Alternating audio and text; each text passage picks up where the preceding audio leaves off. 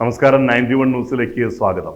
മുസ്ലിം സമുദായത്തിൽ നിന്ന് മാത്രമായി ഏകദേശം 3000 കോടി രൂപ സ്വർണ്ണ തട്ടിപ്പ് നടത്തിയ അൽ മുക്താദിർ ഉടമ ഡോക്ടർ മുഹമ്മദ് മൻസൂറിനെതിരെ പോലീസ് കേസുകൾ ഉണ്ടെങ്കിലും അദ്ദേഹം ഒളിവിലാണെന്ന് പറഞ്ഞ് തടി തപ്പുകയാണ് പോലീസ്. കേരളത്തിൽ നടന്ന ഏറ്റവും വലിയ ഈ സ്വർണ്ണ നിക്ഷേപ തട്ടിപ്പിനെതിരെ മുഖ്യധാരാ മാധ്യമങ്ങളിൽ ഒരു ചെറുകോളം വാർത്തയില്ല. ദൃശ്യമാധ്യമത്തിൽ ഒരു സ്ക്രോളിംഗ് ന്യൂസ് പോലും എഴുതി കാണിക്കുന്നില്ല. ഈ വമ്പൻ തട്ടിപ്പിനെതിരെ ശക്തമായി 4 വാർത്തകൾ തെളിവ് സഹിതം പുറത്തുവിട്ടത് മറുനാടൻ മലയാളിയുടെ സാജൻ സക്കറിയ മാത്രമാണ്. സാജൻ ചേട്ടന് അഭിവാദ്യങ്ങൾ. അൽ മുക്താദിർ നടത്തുന്നത് ഭീകരമായ തട്ടിപ്പാണെന്ന് കാണിച്ച് all Kerala gold and silver merchant association രേഖാമൂലം ഗവൺമെന്റിനും ബന്ധപ്പെട്ട ഡിപ്പാർട്ട്മെന്റുകളിലും ഒക്കെ പരാതി നൽകിയതാണ്. ഈ വമ്പൻ തട്ടിപ്പിനെതിരെ ഒരു ചെറുവിരൽ പോലും അനക്കാൻ ആരും തയ്യാറാകുന്നില്ല. പണത്തിന് മുകളിൽ പരുന്തും പറക്കില്ല സാറേ. ബാങ്ക് ഡിപ്പോസിറ്റേഴ്സിന് നൽകുന്ന പലിശ 6 മുതൽ 8% വരെയാണ്.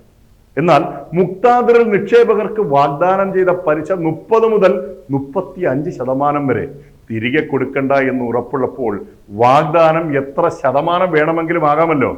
മറ്റ് ജുവല്ലറികൾ 5 മുതൽ 10% വരെ പണിക്കൂലി ഇനത്തിൽ ഈടാക്കിയപ്പോൾ അവരെല്ലാം കസ്റ്റമേഴ്സിനെ വഞ്ചിക്കുകയാണെന്നും താൻ 0 പണിക്കൂലിയിലാണ് സ്വർണം നൽകുന്നതെന്നും ജനങ്ങളെ വിശ്വസിപ്പിച്ചാണ് ഇയാൾ കോടികളുടെ തട്ടിപ്പ് നടത്തിയിരിക്കുന്നത്.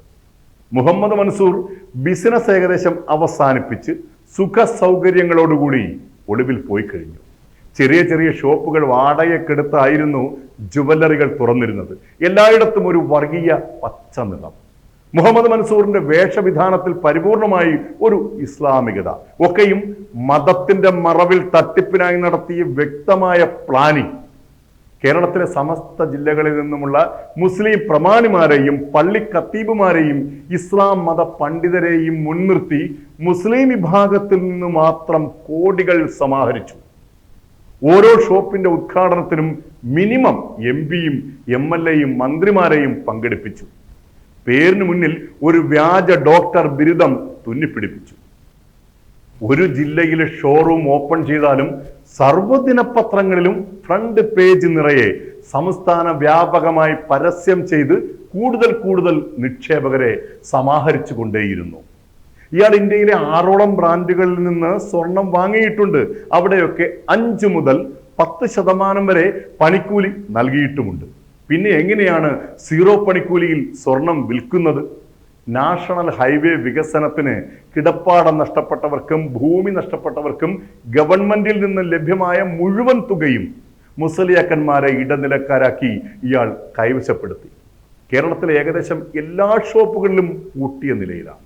എങ്ങും സ്വർണത്തിന്റെ ഒരു തരി പോലുമില്ല. സ്റ്റാഫുകൾക്ക് തന്നെ കോടിക്കണക്കിന് രൂപ ശമ്പളം നൽകാൻ ബാക്കിയുണ്ട്. ഇയാൾ എവിടെയാണെന്ന് ആർക്കും അറിയില്ല. ഇസ്ലാം മതത്തിന്റെ പേരിൽ മത നേതാക്കന്മാരെ ബലിയാടാക്കി 99.9% ഇസ്ലാം സമുദായത്തിൽപ്പെട്ടവരുടെ കോടിക്കണക്കിന് രൂപ തട്ടിയെടുത്ത് ഇനിയുള്ള കാലം ഏതെങ്കിലും ഒരു വിദേശ രാജ്യത്ത് പോയി നക്ഷത്ര സൗകര്യങ്ങളോടെ സസുഖം വാഴാനായി ആയിരക്കണക്കിന് കോടികൾ സമ്പാദിച്ച് അൽ മുക്താദിർ മുതലാളി വ്യാജ ഡോക്ടർ മുഹമ്മദ് മൻസൂർ മുങ്ങിക്കഴിഞ്ഞു.